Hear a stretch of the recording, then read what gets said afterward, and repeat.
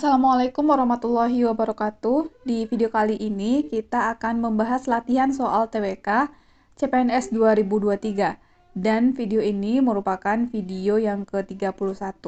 Oke, kita bahas soal yang pertama. Edo memiliki 3 ekor kelinci di rumah. Edo sangat sayang pada kelinci-kelincinya. Edo merawatnya dengan baik. Edo sering bermain bersama kelinci-kelincinya. Kelinci-kelincinya diberi nama Upin, Ipin, dan Apin. Kalimat utama pada paragraf tersebut adalah, jadi soal nomor 1 berkaitan dengan bahasa Indonesia, yang menanyakan tentang kalimat utama. Biasanya kalimat utama sebuah paragraf bisa terletak di awal paragraf ataupun di akhir paragraf, atau di awal dan akhir paragraf. Tapi kasusnya di soal nomor 1, kalimat utamanya terletak di awal paragraf, yaitu kalimat Edo memiliki 3 ekor kelinci di rumah. Kemudian setelah itu merupakan kalimat penjelas dari kalimat pertamanya. Jadi kalimat utama pada soal nomor 1 adalah Edo memiliki 3 ekor kelinci di rumah. Jadi jawabannya adalah pilihan A. Lanjut soal nomor 2. Di Indonesia, menyuap atau korupsi selalu saja terjadi tiap tahunnya. Meskipun hukumannya berat, tidak sedikit orang yang terpancing karena dengan menyuap, kita akan mendapatkan uang yang sangat banyak. Salah satu yang bisa kita lakukan sebagai masyarakat berkaitan dengan pencegahan korupsi di media massa adalah A. Membuat petisi untuk pejabat tertentu yang diduga melakukan korupsi. Nah, karena di sini kasusnya adalah upaya yang bisa kita lakukan sebagai masyarakat untuk mencegah korupsi di media massa, maka A otomatis tidak tepat jawabannya. B. Melakukan demo ke pihak pemerintahan agar hukumannya ditambah lagi. B juga tidak jawaban yang tepat karena di soal dikatakan di media massa. Sedangkan demo tidak dilakukan di media massa. C. Menampilkan podcast suatu pakar mengenai korupsi di media manapun. Nah, C baru betul karena kita mengundang pakar mengenai korupsi dan kita jadikan podcast. D. Pengetatan yang harus dilakukan oleh KPK seperti pemeriksaan rutin. Nah, kalau D ini untuk pemerintah, bukan untuk masyarakat. Tidak dapat dilakukan oleh masyarakat. E. Selalu melakukan investigasi setiap ada pejabat yang mencurigakan. E juga bukan wewenang kita sebagai masyarakat. Jadi dari soal nomor 2, sebagai masyarakat yang bisa kita lakukan adalah pilihan C, yaitu menampilkan podcast suatu pakar mengenai korupsi di media manapun. Lanjut soal nomor 3. Korupsi dapat ditemukan di mana saja dan dapat terjadi kapan saja. Korupsi selalu berawal dari hal-hal kecil seperti berbohong, berbuat curang, menyontek ketika ulangan, dan lain-lain. Tentu saja korupsi menimbulkan banyak sekali kerugian, baik itu untuk citra pemerintah maupun bagi masyarakat.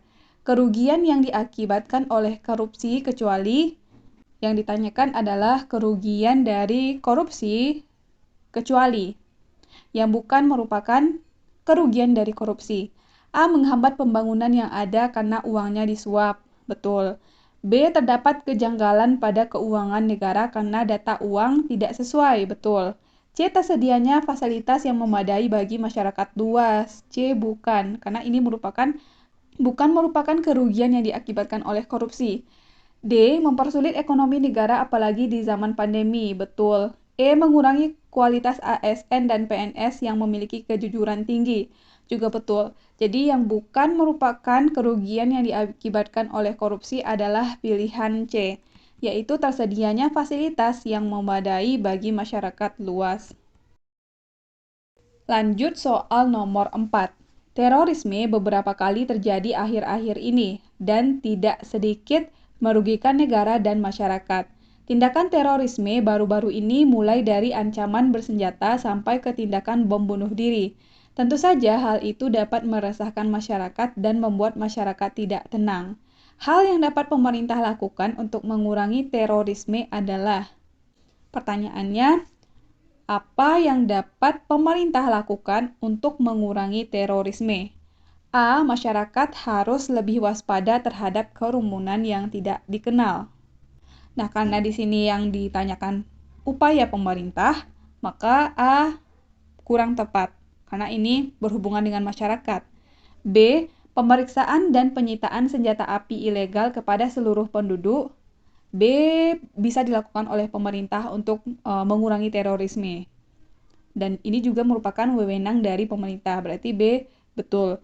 C. Masyarakat harus menjauhi kerumunan yang dirasa aneh dan sebisa mungkin di rumah. C juga konteksnya masyarakat, bukan pemerintah. Berarti C salah. D. Menghindari teroris dengan belajar agama agar tidak ikut-ikutan menjadi teroris. Ini juga bukan upaya pemerintah. E. Belajar PKN agar memiliki moral dan pendirian yang sangat kuat. Juga bukan pemerintah. Jadi di antara kelima pilihan yang merupakan hal yang dapat pemerintah lakukan untuk mengurangi terorisme adalah pilihan B. Pemeriksaan dan penyitaan senjata api ilegal kepada seluruh penduduk. Lanjut soal nomor 5. Di zaman modern ini, perilaku anak muda sangat menurun. Jarang sekali orang yang menundukkan kepalanya ketika melewati orang yang lebih tua. Hal itu tentu saja tidak sopan. Nilai yang terdapat dalam cerpen yang menyangkut masalah baik buruk, sopan santun, dan etika antar manusia adalah nilai A. Sosial, B. Budaya, C. Agama, D. Politik, E. Moral. Nilai yang terdapat dalam cerpen yang menyangkut masalah baik buruk, sopan santun, dan etika antar manusia adalah nilai moral, karena nilai tersebut berkaitan dengan nilai akhlak atau etika yang berlaku di dalam masyarakat. Jadi, soal nomor 5 jawabannya adalah moral. Pilihan E. Jadi, nilai moral ini dalam cerpen menyangkut masalah baik buruk, sopan santun, dan etika antar manusia. Lanjut soal nomor 6. Bela negara dapat kita lakukan di mana saja, mulai dari keluarga, masyarakat, sekolah, dan lingkungan berbangsa dan bernegara. Di lingkungan sekolah, contoh penerapan perilaku bela negara adalah dengan mengikuti kegiatan ekstrakurikuler seperti Paskibra, Pramuka, ataupun PMR. Hal itu merupakan salah satu contoh penerapan perilaku bela negara di bidang A. Pendidikan kewarganegaraan, B. Pengabdian sesuai pekerjaan, C. Abdi negara, D. Pelatihan militer dasar, E. Pendidikan Pancasila. Nomor 6. Disediakan pembahasannya. Dalam Undang-Undang Nomor 3 Tahun 2022 tentang Pertahanan Negara, Pasal 9 ayat 2 ditegaskan bentuk usaha pembelaan negara, yaitu yang pertama pendidikan kewarganegaraan. Pendidikan kewarganegaraan ini wajib diajarkan mulai dari tingkat pendidikan dasar, pendidikan menengah, sampai pendidikan tinggi. Yang kedua adalah pelatihan dasar kemiliteran. Selain TNI, salah satu komponen warga negara yang mendapat pelatihan dasar militer adalah siswa sekolah menengah dan unsur mahasiswa. Unsur mahasiswa ini tersusun dalam organisasi resimen mahasiswa atau MENWA. Setelah memasuki resimen tersebut, mahasiswa harus mengikuti berbagai pelatihan dasar kemiliteran. Bagi siswa sekolah menengah, pelatihan dasar kemiliteran bisa didapatkan dengan mengikuti organisasi yang menerapkan dasar-dasar kemiliteran. Organisasi di tingkat sekolah menengah tersebut diantaranya Pramuka, Patroli Keamanan Sekolah, Pasukan Pengibar Bendera, Palang Merah Remaja atau PMR, atau organisasi sejenis lainnya. Yang ketiga, pengabdian sebagai Tentara Nasional Indonesia atau TNI. Yang keempat, pengabdian sesuai profesi, misalnya sebagai atlet nasional, bisa mengharumkan nama bangsa dengan meraih juara atau medali dalam pertandingan olahraga. Selain itu, siswa yang mengikuti olimpiade, pelajaran di luar negeri, dan mendapatkan penghargaan merupakan prestasi yang menunjukkan upaya bela negara. Jadi, berdasarkan soal, ketika seorang siswa di lingkungan sekolah melakukan penerapan perilaku bela negara seperti mengikuti kegiatan ekstrakurikuler, Paskibra, Pramuka, ataupun PMR merupakan salah satu penerapan perilaku bela negara di bidang pilihan D, yaitu pelatihan militer dasar. Jadi jawaban soal nomor 6 adalah D. Lanjut soal nomor 7. Selain memberikan pelayanan maksimal kepada masyarakat, ASN secara tidak langsung telah berpartisipasi dalam rangka bela negara. Salah satu bentuk bela negara yang dilakukan oleh seorang ASN yaitu melakukan tugasnya dengan profesional, berkomitmen, dan mengabdi untuk negara.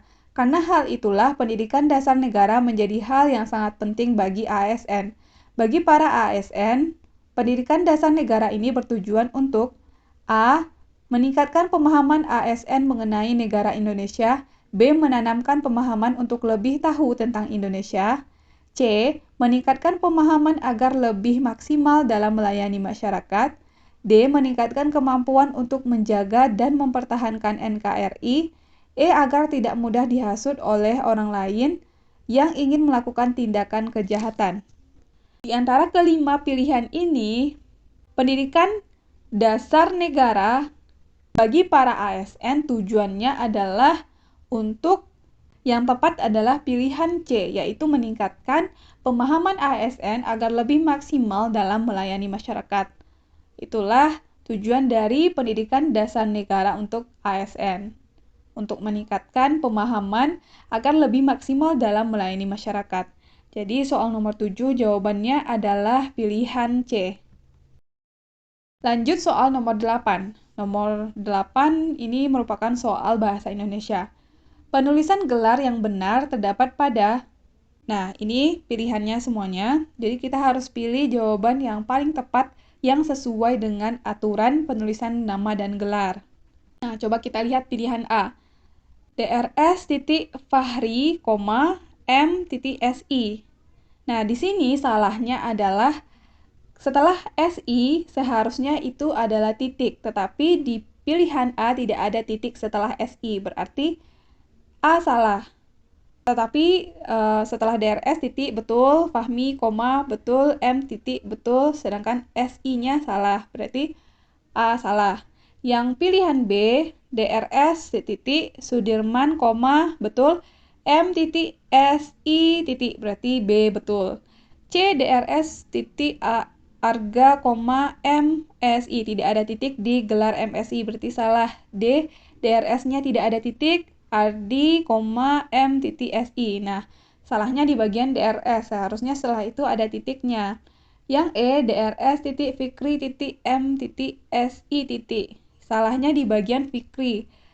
Seharusnya titik ini diganti dengan koma. Jadi soal nomor 8 jawabannya adalah pilihan B. DRS titik Sudirman, M titik SI titik. Soal nomor 9. Ardi adalah anak yang rajin dan soleh. Dia selalu salat tepat waktu. Ketika azan berkumandang, Ardi langsung memakai pakaian yang rapi, lalu pergi ke masjid. Sekalipun dia tidak pernah untuk lupa akan kewajibannya itu. Sikap yang ditunjukkan oleh Ardi termasuk pengamalan sila dengan gambar A. Bintang, B. Rantai, C. Pohon beringin, D. Kepala banteng, E. Padi dan kapas. Soal nomor 9, kita harus tahu lambang masing-masing sila yang ada pada Pancasila. Sila pertama dilambangkan dengan bintang tunggal. Sila kedua dilambangkan dengan rantai emas. Sila ketiga dilambangkan dengan pohon beringin. Sila keempat dilambangkan dengan kepala banteng. Sila kelima dilambangkan dengan padi dan kapas. Jadi kalau soal nomor 1 ini berkaitan dengan pengamalan sila pertama, yaitu ketuhanan yang Maha Esa, karena si Ardi merupakan anak yang soleh, dia selalu menjalankan perintah agamanya. Jadi ini merupakan pengamalan sila pertama, ketuhanan yang Maha Esa. Berarti untuk sila pertama lambangnya adalah bintang. Jadi soal nomor 9 jawabannya adalah A. Bintang. Lanjut soal nomor 10. Diman, Yadi, dan Mira adalah 3 pemuda dengan kepercayaan yang berbeda. Yadi beragama Islam, Diman beragama Hindu, dan Mira beragama Kristen. Meskipun kepercayaan mereka berbeda, mereka tidak pernah bertengkar mengenai kepercayaan mereka. Suatu hari mereka saling tolong-menolong dalam meminta sumbangan dengan tujuan diberikan kepada korban bencana. Tujuan mereka sesuai dengan pengamalan sila ke A. Sila pertama, B. Sila kedua, C. Sila ketiga, D. Sila keempat, E. Sila kelima. Kalau kita pahami pasti kita ragu antara sila pertama atau sila kedua atau sila kelima.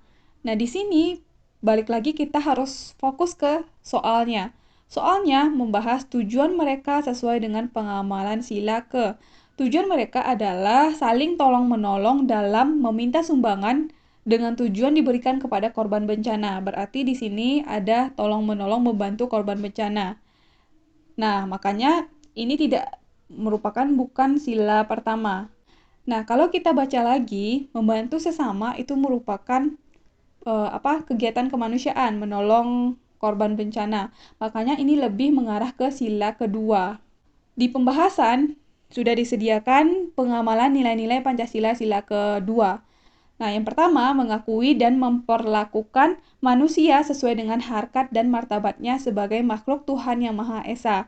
Yang kedua, mengakui persamaan derajat, persamaan hak dan kewajiban azazi setiap manusia tanpa membeda-bedakan suku, keturunan, agama, kepercayaan, jenis kelamin, kedudukan sosial, warna kulit, dan sebagainya. Yang ketiga, mengembangkan sikap saling mencintai sesama manusia. Yang keempat, mengembangkan sikap saling tenggang rasa dan tepa salira.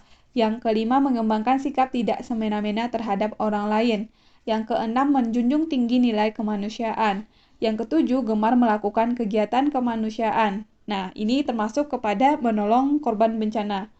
Makanya pertanyaan tadi termasuk ke sila pengamalan sila kedua. Kemudian berani membela kebenaran serta keadilan. Bangsa Indonesia merasa dirinya sebagai bagian dari seluruh umat manusia, mengembangkan sikap saling menghormati dan bekerja sama dengan bangsa lain.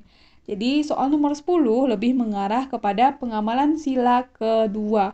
Jawabannya adalah pilihan B. Oke, teman-teman, kita udah selesai bahas 10 soal. Mudah-mudahan video ini bermanfaat untuk teman-teman semuanya. Terima kasih buat yang udah nonton video ini. Sampai ketemu lagi di video selanjutnya.